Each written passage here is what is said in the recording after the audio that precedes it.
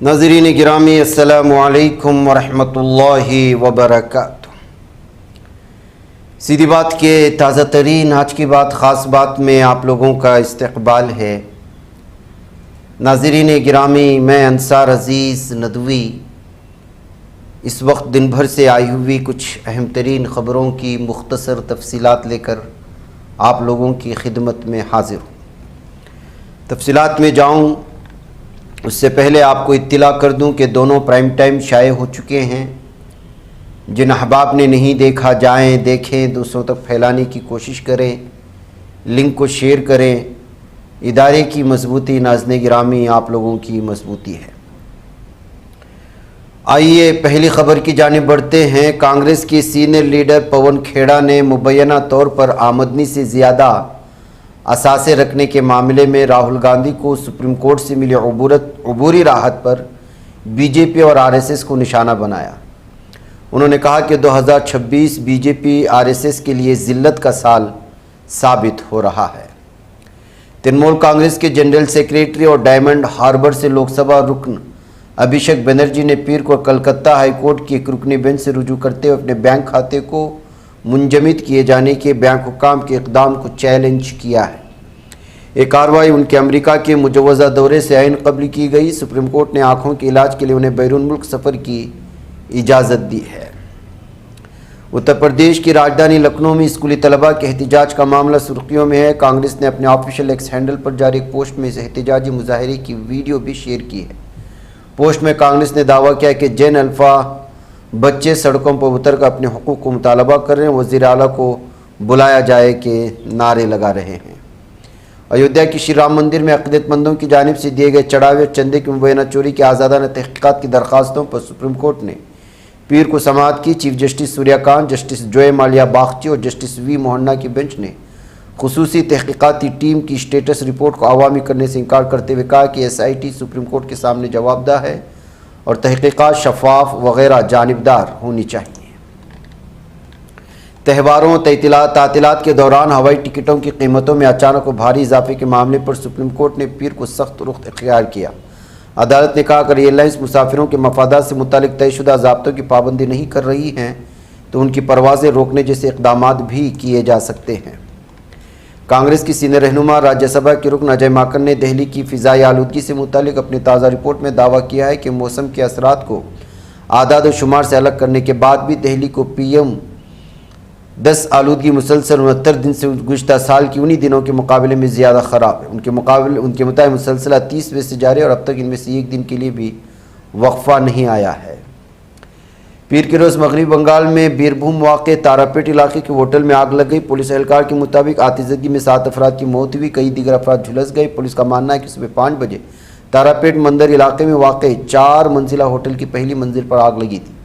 اس وقت ہوٹل میں بیشتر افراد سو رہے تھے۔ آتش زدگی کی اطلاع ملتی فائر بریگیڈ کی گاڑیاں موقع پر پہنچی اور آگ پر قابو پایا۔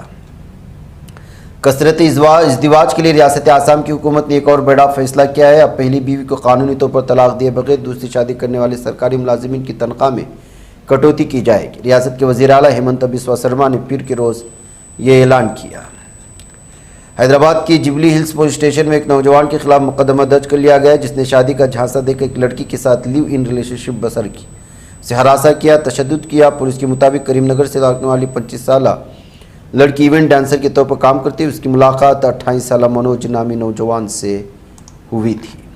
جاپان سے متعلق حیران کن ویڈیو ان دنوں سماجی رابطوں کے ذرائع پر تیزی سے وائرل ہو رہی ہے، جس کے ساتھ دعویٰ کیا جائے ایک 26 سالہ نوجوان نے خود کو کتے جیسا بنانے کے لیے کروڑوں روپے خرچ کیے۔ وائرل پوسٹ کے مطابق نوجوان کا نام جاسو بتایا جائے، دعویٰ کیا اس نے اپنی شکل و صورت کو کتے جیسا بنانے کے لیے تقریباً 220 کروڑ روپے خرچ کیے اور کئی آپریشن بھی کروا لیے۔ بلوچ لبریشن آرمی نے گزشتہ 8 دنوں میں بلوچستان کے کئی حملے کرنے کا دعویٰ کیا ہے۔ BLA کا دعویٰ ہے کہ اس کی جنگجوؤں نے 8 دنوں میں بلوچستان میں وجوہی طور پر 22 حملے کی۔ دعویٰ یہ بھی کیا گیا کہ ان حملوں میں پاکستانی سیکورٹی فورسز، پولیس چوکیوں، فوجی قافلوں، مبینہ طور پر حکومت کی حمایت یافتہ مسلح گروہوں کو نشانہ بنایا ہے۔ یوکرین کے صدر ولادیمیر زیلنسکی نے اقوام متحدہ کے انسانی حقوق کے دفتر کی رپورٹ کے حوالے سے ملک کو پہنچنے والے نقصان کی جانکاری سامنے رکھی ہے۔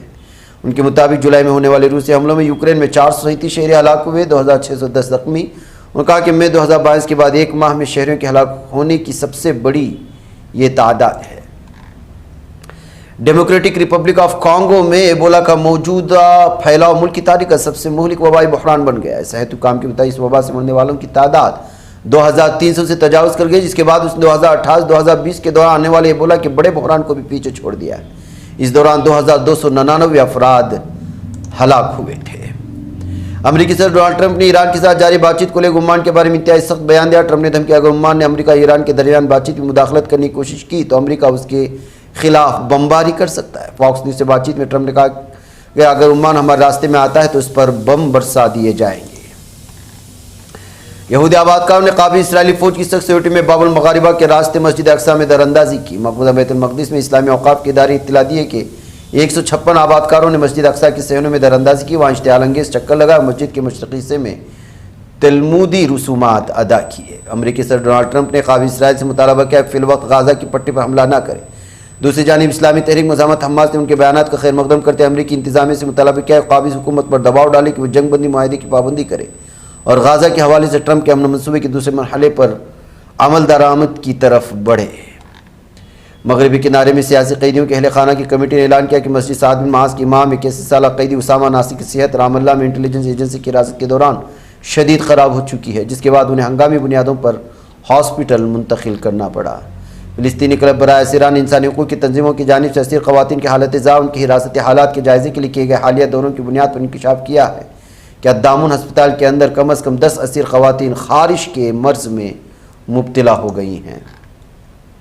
فلسطینی وزارت صحت نے خبردار کیا کہ قابل اسرائیل کی جانب سے اسپیئر پارٹس دیکھ بھال کے ضروری سامان کی فراہمی پر مسلسل پابندی کے نتیجے میں غازہ کی پٹی کے ہسپتالوں میں آکسیجن پیدا کرنے والے بیشتر پلانٹس بند ہو چکے ہیں، جس کے تباہ کن نتائج برآمد ہو سکتے ہیں۔ ناظرین، آج کی بات خاص بات میں اتنا، انشاءاللہ پھر ملاقات ہوگی۔ السلام علیکم ورحمۃ اللہ وبرکاتہ۔